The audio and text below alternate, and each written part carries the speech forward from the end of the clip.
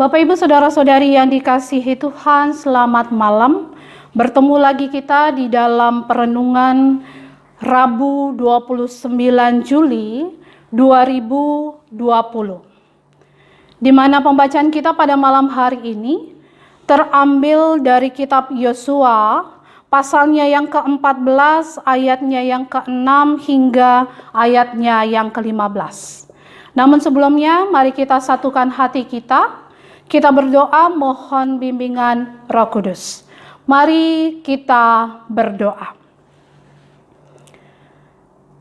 Allah Bapa yang kami puji dan kami sembah, pada malam hari ini ya Tuhan, kami anak-anak-Mu boleh ada bersama-sama di rumah kami masing-masing, bersama dengan keluarga kami, untuk boleh sama-sama merenungkan kembali firman Tuhan. Namun sebelumnya, kiranya Tuhan boleh mencurahkan Roh Kudus-Mu di atas kami semua, sehingga kami boleh dapat mengerti dan memahami akan firman yang akan kami baca dan renungkan ini, dan kami boleh dapat melakukannya dalam kehidupan kami hari lepas hari. Berfirmanlah ya Tuhan, karena kami siap untuk mendengarkannya. Di dalam nama anak-Mu Yesus Kristus, Tuhan dan Juru Selamat kami yang hidup. Amin. Yosua pasalnya yang ke-14, ayatnya yang ke-6 hingga ayatnya yang ke-15. Tetapi saya akan membacanya pada ayatnya yang ke-8 saja, yang merupakan penekanan dalam perenungan kita pada malam hari ini. Di mana firman Tuhan katakan dalam ayatnya yang ke-8, sedang saudara-saudaraku yang bersama-sama pergi ke sana dengan aku, membuat tawar hati bangsa itu.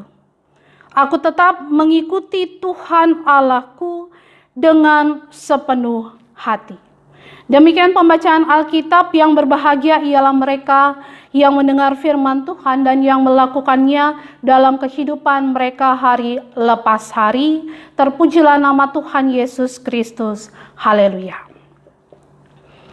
Bapak Ibu Saudara-saudari yang dikasihi Tuhan, Shalom. Bapak Ibu yang dikasihi Tuhan, jika ditanyakan kepada setiap kita berapa lama toleransi kita untuk bersabar menunggu sebuah janji digenapi. Di sini jawabannya pasti bisa berbeda-beda pada setiap orang. Dan mungkin akan tergantung pula juga pada situasi dan kondisi kita. Di mana ada kalanya kita bisa bersabar, tapi ada pula waktu di mana kita sulit untuk bersabar itu. Dan seringkali tidak mudah bagi kita untuk bersabar. Dan akhirnya ketidaksabaran pun bisa menjadi salah satu alasan terbesar mengapa kesetiaan akhirnya harus dikorbankan. Terhadap sesama manusia saja seperti itu. Kepada Tuhan pun mungkin saja bisa seperti itu.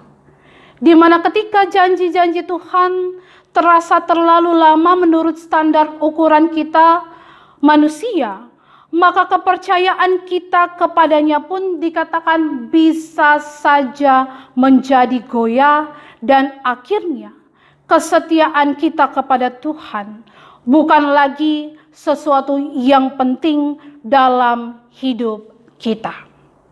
Dan bila berbicara tentang tema yang diangkat oleh SBU tentang upah dari kesetiaan, dalam Alkitab di sini mencatat banyak contoh mengenai upah yang diterima yang berawal dari kesetiaan. Misalnya kisah tentang Yusuf, tentang Abraham, Musa, di mana mereka mengalami saat-saat di mana kesabaran dan kesetiaan mereka ini diuji. Di mana rentang waktu yang harus mereka jalani ini untuk tetap setia pun terbilang tidak singkat. Dan satu lagi contohnya adalah mengenai Kaleb bin Yefune dalam pembacaan kita pada saat ini.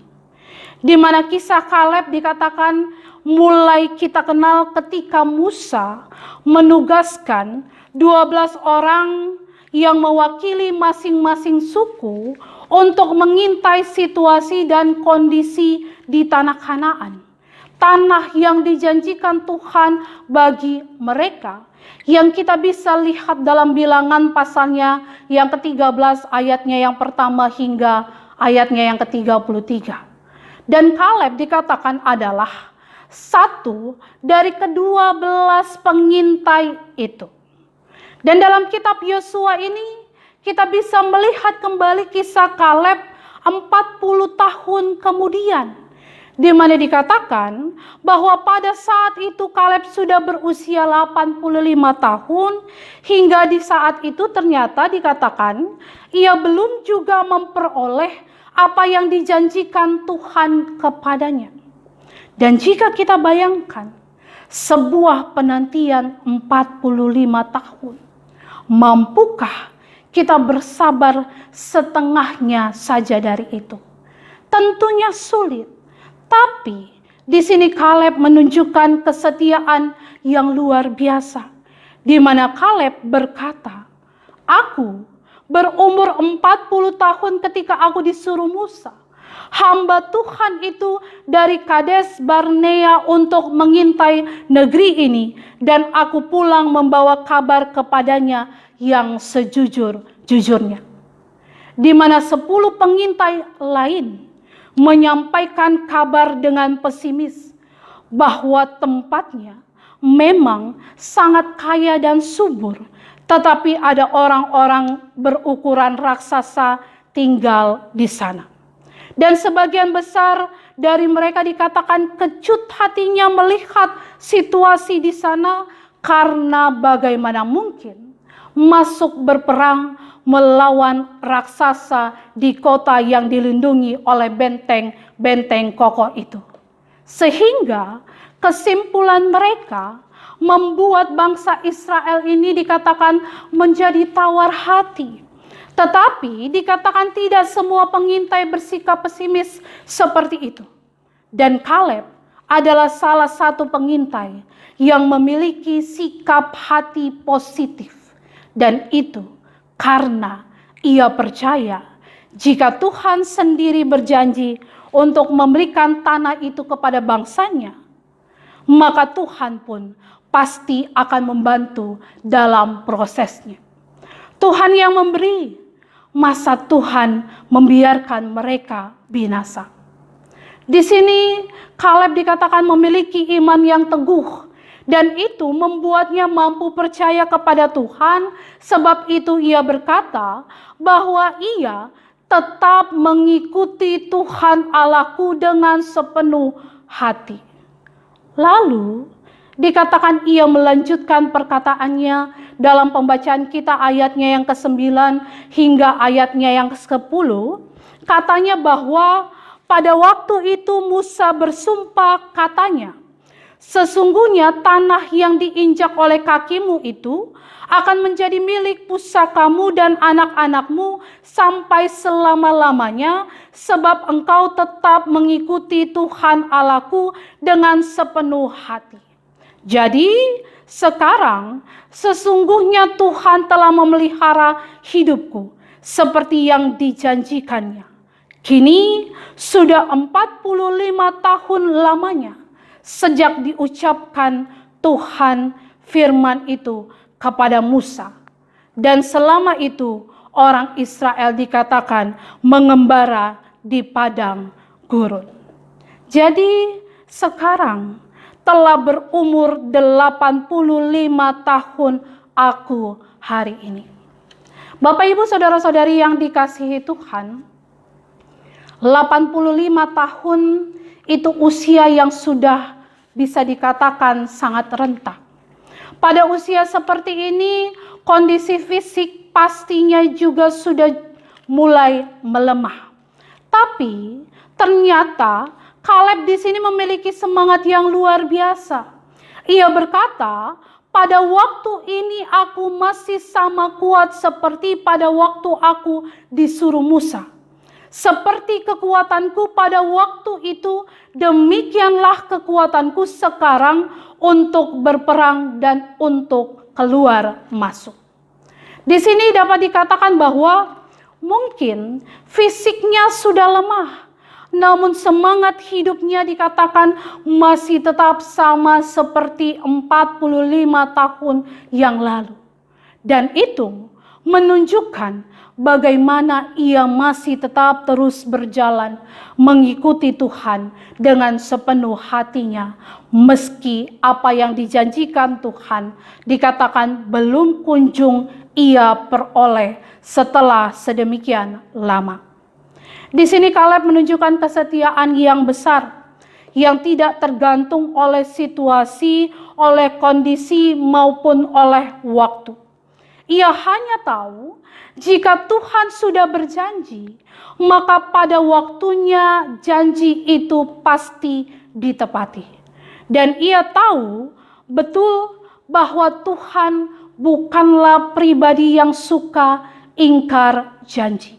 Dan buktinya pada usianya yang ke-85 itu, akhirnya dikatakan Kaleb ini menerima apa yang telah dijanjikannya untuk dia.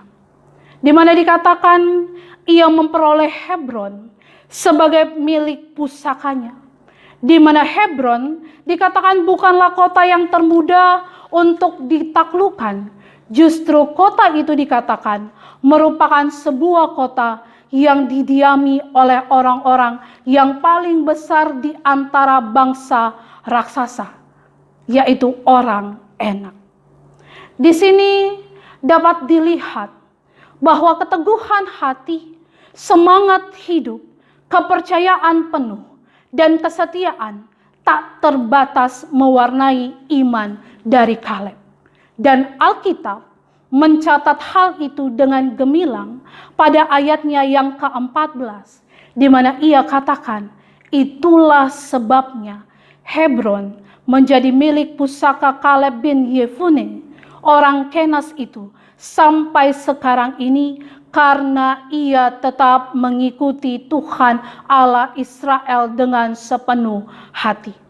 Dan dikatakan bahwa pada akhirnya hanya Kaleb dan Yosua lah yang diizinkan Tuhan memasuki negeri perjanjian itu.